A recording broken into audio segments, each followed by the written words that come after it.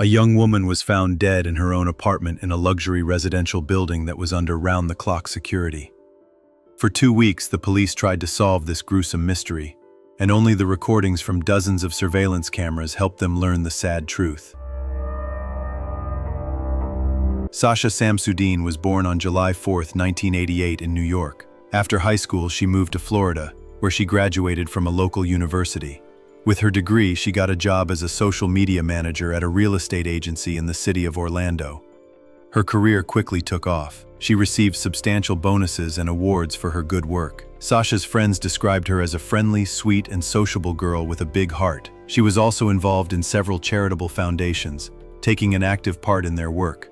October 16, 2015 was the last day of the soccer season in Orlando. Sasha and her friends went to the stadium to support their favorite team. The match ended in a victory, and the group went to a popular nightclub called The Attic downtown to celebrate. After spending a few hours there, Sasha left the club around 12:30 a.m.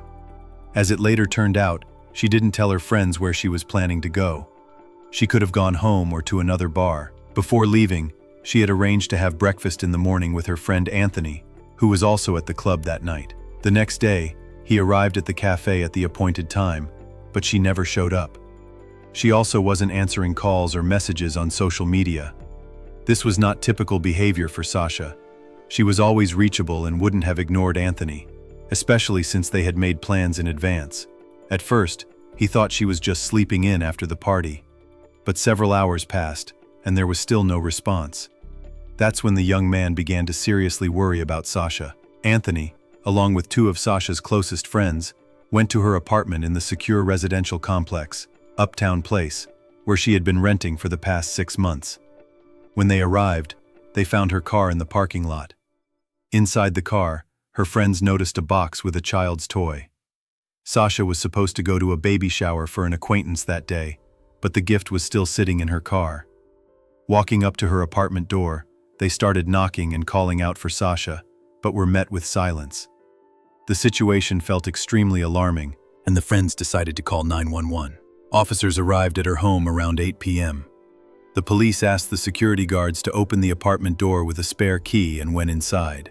At first glance, there were no signs of a struggle in the apartment. However, as soon as the police entered the bedroom, they made a gruesome discovery. A hand and some hair were sticking out from under the blanket on the bed. It was Sasha. It became almost immediately clear that the police were dealing with a homicide. There were distinct marks of strangulation on her neck. Furthermore, her torn t-shirt was lying nearby, the very same one she had worn to the stadium. This suggested that the attack happened right after she got home. A pendant she always wore had also been ripped from her neck.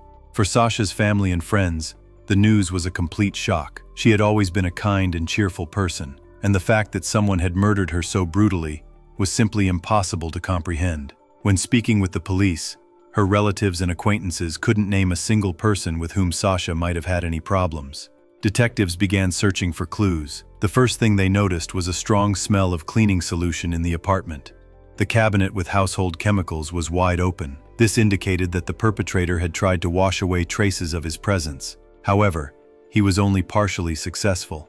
Detectives also found an empty condom wrapper in the hallway and a shoe print near the bed. In the bathroom, they discovered that the toilet seat was left up, despite the fact that Sasha lived alone. Experts found a fingerprint on it that did not belong to Sasha. No other leads could be found in the apartment. Additionally, her keys, smartphone, and purse were missing. Soon, the medical examiner's report came in. It confirmed that the cause of death was strangulation. One of the doctors noted that he had never before seen such severe injuries to the neck. This suggested the attacker was in excellent physical condition. Furthermore, the experts determined that Sasha had been sexually assaulted. They also managed to find a sample of an unknown male's DNA on her body. Unfortunately, there were no matches for it in any databases. Meanwhile, detectives began looking for witnesses and first interviewed the security guard who was on duty that night. He was 33-year-old Stephen Duxbury, a former Marine. The management of the residential complex hired people with extensive experience in the police, military, and other relevant services for security, but even that didn't save Sasha. Stephen said he saw the young woman that night. According to him, she was very drunk and was trying to get into the building but couldn't. She didn't have her keys, key fob, or smartphone. By the rules, a guard could not open the door for her without a fob, an ID, or a document proving residency. For this reason, Stephen refused to let her in. A short time later, he went on a routine patrol and saw that Sasha had somehow managed to get onto the complex grounds.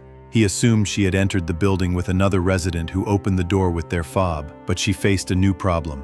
To get into her apartment, she needed a key, which she didn't have. Each door in the complex also opens with a key code, but Sasha couldn't remember hers. She asked Stephen to walk her to her car to look for her keys again. Without the guard and his fob, she wouldn't have been able to get back into the building. Steve went with her, but the keys weren't in the car. Sasha suddenly claimed she remembered the door code, and they returned to her apartment. However, once there, she again failed to enter the correct password. After that, the guard said he had to return to his post.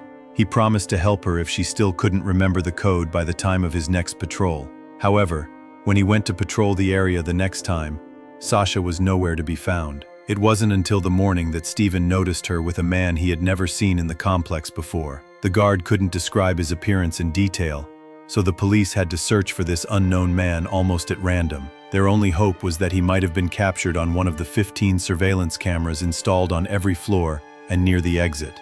Additionally, detectives requested footage from cameras along Sasha's 10-block route from the club to her home. Over such a distance, it was almost certain she would have been captured by at least a few cameras. After reviewing the footage from the club and the surrounding area, investigators immediately spotted Sasha. She could be seen leaving the establishment and heading home. She stood out in her bright outfit. She was wearing white pants, a purple t-shirt, and flip-flops. The footage showed her stumbling and swaying slightly, which confirmed the guard's statement that she had been drinking heavily. It was also clear that Sasha left the club alone. A little later, she was caught on another camera, this time walking with two other young women. The police showed their photos to Sasha's friends, but no one recognized them. This led detectives to believe the three had met on the street. It was important for detectives to find these women, as they might have valuable information. They sent their photos to local media, and soon, the women were identified. During questioning, they explained that they saw Sasha on the street. At that moment,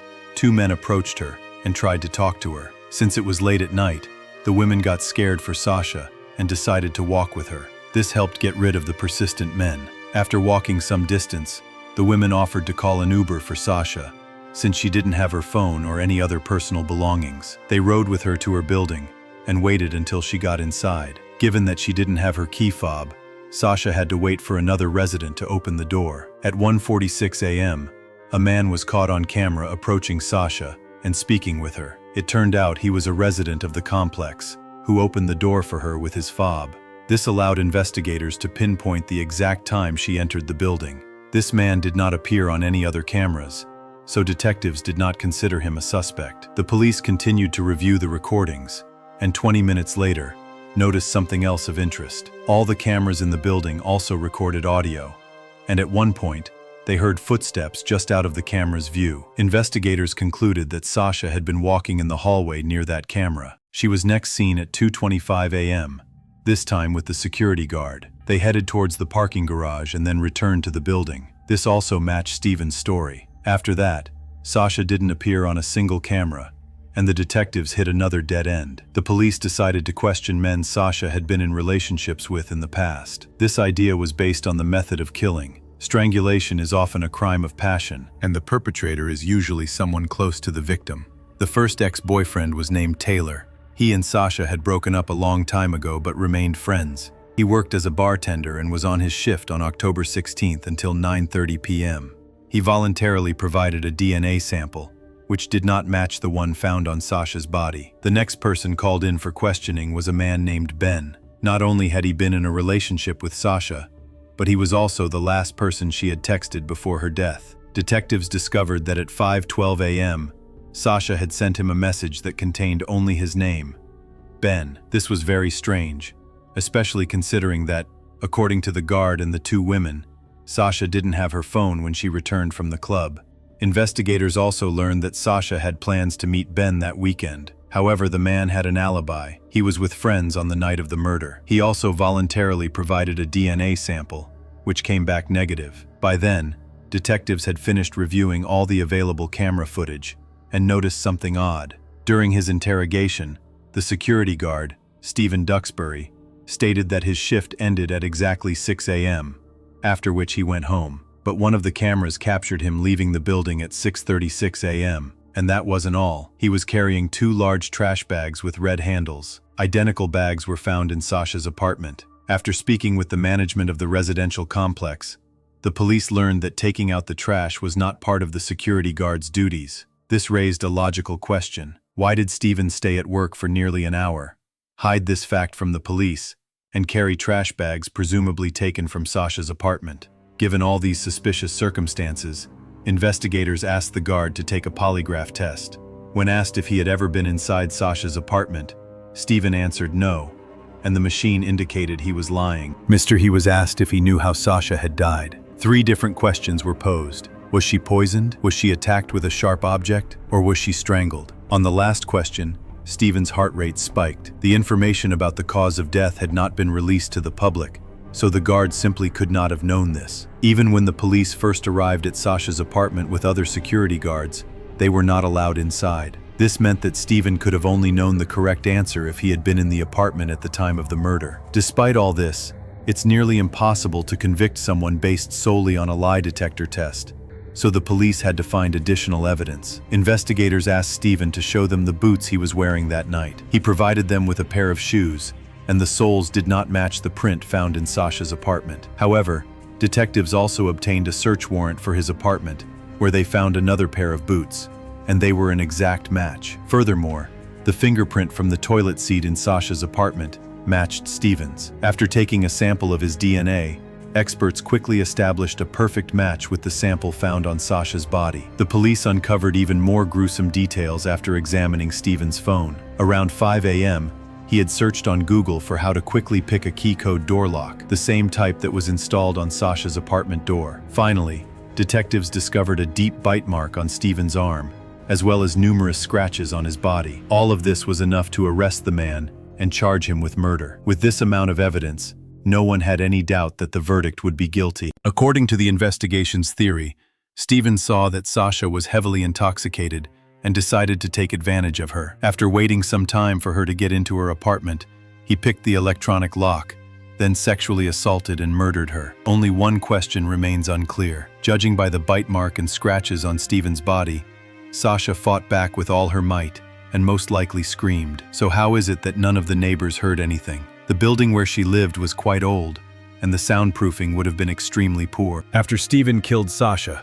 he began to cover his tracks. He took cleaning solution from her cabinet and poured it around the apartment and even on Sasha's body. Then, he collected all the evidence into the trash bags he was later seen with on camera. Apparently, he either didn't think about, or simply forgot, the fingerprint on the toilet seat. Stephen's trial began in November of 2017. His lawyer immediately demanded that several key pieces of evidence be excluded, claiming his client had been misled. This included the boots found in his apartment and the polygraph results. The news media blew the story up, making it seem as if the judge was ready to grant this request. But that never happened. All the evidence remained part of the case. In any event, even without it, Stephen's chances of an acquittal were incredibly slim. The defense attorney also tried to argue that the prosecution had no camera footage showing his client entering Sasha's apartment, but this argument was undone by the fact that his fingerprints and DNA were found inside the apartment. Finally, the lawyer suggested that the sexual contact between Stephen and Sasha that night could have been consensual, and that after the guard left, someone else broke into the apartment and killed her. Needless to say, this attempt also went nowhere. The trial lasted only a week, which is quite short by U.S. standards. After 4 hours of deliberation, the jury returned a verdict: life in prison for murder, with an additional 15 years for burglary and theft. After the sentence was announced, Sasha's parents gave a statement. They thanked the police for their swift and thorough investigation, and also expressed their condolences to Stephen's mother, who was present at the hearing. They noted that Stephen's parents had also lost their child that day. Shortly after, Sasha's family sued the management of the complex, who was responsible for hiring security, as well as the manufacturer of the key code locks. During the proceedings, it was revealed that other residents of the complex had repeatedly complained about harassment from Stephen, but the management had taken no action. As for the lock, the Samsudean family's lawyers insisted that the model did not meet security standards. As proof, They cited an article that described how to pick such a lock with a simple screwdriver in a matter of seconds. In February 2019, Stephen tried to appeal his sentence, but the court denied his motion. In memory of their daughter, Sasha's parents decided to help the families of other victims cope with their grief. Having gone through such a tragic experience themselves, they knew the right words to say to help ease the suffering of others. The outcome of this story is truly tragic. The person entrusted with protecting people turned out to be a murderer. Just a few Google searches helped him open the door to someone else's apartment with little trouble. It's also worth highlighting the two young women who met Sasha that night. They not only called her a taxi at their own expense, but also rode with her to make sure she got home and was safe. Unfortunately, the greatest danger for Sasha was lurking within the walls of her own home. Stay safe, and thanks for watching.